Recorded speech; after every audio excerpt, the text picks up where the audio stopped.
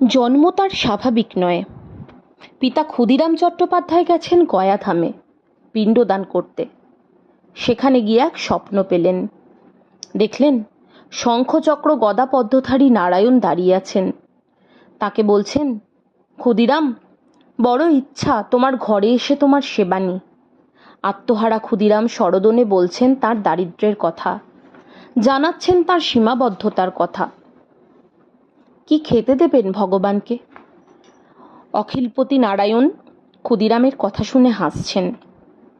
বলছেন, তিনি সেবা চান, অন্তরের নিঃস্বার্থ পবিত্র শুদ্ধ সেবা। আর খাওয়া কিছু না পেলে নয় বাতাসা দিয়েই পুজো দেবেন ক্ষুদিরাম, তিনি তাতেই খুশি। ঘুম ভাঙতে ক্ষুদিরামের চোখের জল বাঁধ মানছে না। ভগবান যেচে তার ঘরে আসতে চেয়েছেন, এ সৌভাগ্য কজনের হয়? ওদিকে কামারপুকুর গ্রামে ক্ষুদিরামের স্ত্রী চন্দ্রমণি দেবী তার এক সখী ধনী কামার্নির সাথে যোগীদের শিব মন্দির দর্শন করতে গেছেন। পুজো দিয়ে বেরোচ্ছেন, এমন সময় হঠাৎ তার মনে হলো ওই শিব মন্দির থেকে একটা জ্যোতি বেরিয়ে এসে যেন তার শরীরে ঢুকে গেল। জ্ঞান হারালেন চন্দ্রাদেবী। এর কিছুদিনের মধ্যে তার শরীরে গর্ভলক্ষণ দেখা দিল। পরে জানা গেল ক্ষুদিরাম যে সময় স্বপ্ন পেয়েছিলেন সে সময়ই চন্দ্রাদেবীর সাথে ওই ঘটনা ঘটেছিল। যথাসময়ে শিশুর জন্ম হলো। চন্দ্রাদেবী ঘুমিয়ে, দাই ধনী কোনো কাজে আতুর ঘরের বাইরে গেছেন।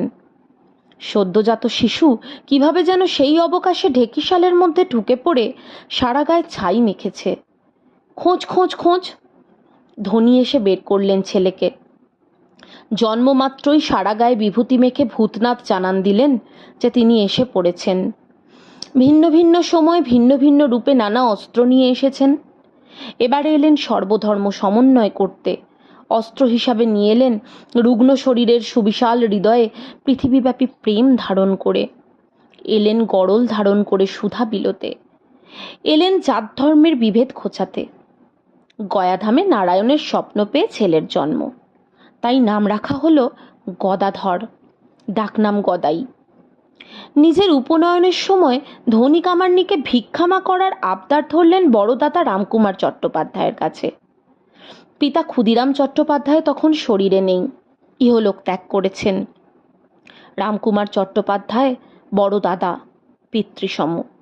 দাদাকে বললেন, ধনী যদি ভিক্ষামা না হয় তাহলে নাকি তিনি পৈতে গায়ে তুলবেন না। ঘরে খিল দিলেন। ধনী কামারের ঘরের বউ, তিনি কি করে ব্রাহ্মণের ছেলের ভিক্ষামা হবেন? প্রশ্ন উঠল। কিন্তু 9 বছরের ছেলের জেদের কাছে হার মানলেন পিতৃসম বড় দাদা। ধনী ভিক্ষামা হলেন গদাইয়ের। এই শুরু। গ্রামের এক ছুতরের বউয়ের বড় ইচ্ছে গদাইকে নিজে হাতে বেড়ে খাওয়াবেন। গদাইকে নিমন্ত্রণ করলেন। গদাই এলেন তাদের বাড়িতে, তৃপ্তি করে খেলেন। এ কথা জেনে ছুতর তো রেগে আগুন। স্ত্রীকে বললেন, তুই ছোট জাত হয়ে বামুনের ছেলেকে ভোগ দিলি? সে চাইলেই তুই দিবি? তোর এত বড় সাহস! আজ তোর একদিন কি আমারই একদিন। ছুতরের বউ কিন্তু মন খাঁটি করে রেখেছেন। ঠাকুরকে ভোগ দিয়েছি, তিনি গ্রহণ করেছেন, আমি ইহজীবনে উদ্ধার হয়ে গেছি। আর কিছুতেই আমার কোনো কিছুই গায়ে লাগবে না। চিনিবাস বলে এক শাঁখারি আছেন কামারপুকুরে। গদাইকে পেলেই ধরে মিষ্টি খাওয়ান, তাকে কাঁধে তুলে নাচেন। বলেন, তুমি কৃষ্ণ আর আমি তোমার বলরাম। সেই চিনিবাস একদিন নিভৃতে ডেকে নিয়ে গেলেন গদাইকে। মুঠো মুঠো ফুল গদাইয়ের পায়ে দিয়ে বললেন, তুমি কত লীলা করবে তা তো আর এ চোখে দেখতে পাবো না, তাই আগে ভাগে পুজো সেরে নিলাম। সম্ভবত ঠাকুরের স্বরূপ তিনি মনশ্চক্ষে উপলব্ধি করেছিলেন। এর অনেক দিন পরের কথা। কামারপুকুরের ছোট্ট গদাই তখন আর গদাই নয়। তিনি তখন দক্ষিণেশ্বরের ভবতারিণী মন্দিরের প্রধান পুরোহিত। তিনি তখন অবতার, পরমহংস। তিনি তখন রামকৃষ্ণদেব। এক মেথর আছেন মন্দির প্রাঙ্গণ পরিষ্কার রাখার জন্য, নাম তার রসিক। ঠাকুর রোজ নাইতে যান গঙ্গায়, রসিক তখন কাজ করেন। ভয়ে ভয়ে পথ ছেড়ে দেন ঠাকুরকে, কি জানি ঠাকুরের যেন ছোঁয়া না লাগে। সেই রসিক বিকেলের দিকে তুলসীতলায় বসে হরিনাম করেন। হরিনাম করবেন কি, তাঁর হরি তো ঠাকুর, তাই তিনি হরিনাম করতে করতে ঠাকুরকেই ভাবেন। ঠাকুরের কাছে কি আর তিনি যেতে পারবেন কোনো দিন? মনে মনে ভাবেন।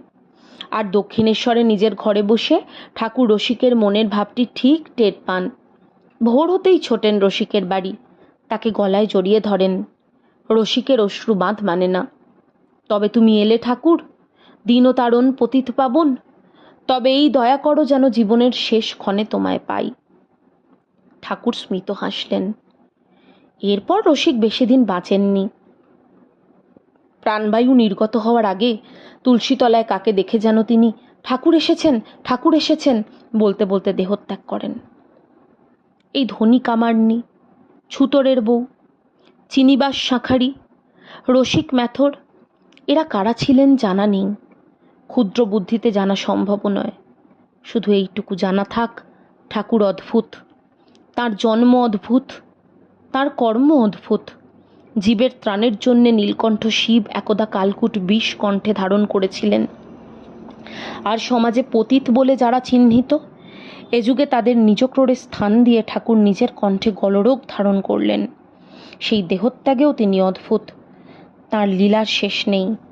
নিত্যেও তিনি, লীলাতেও তিনি, তিনিই ভগবান শ্রীরামকৃষ্ণ।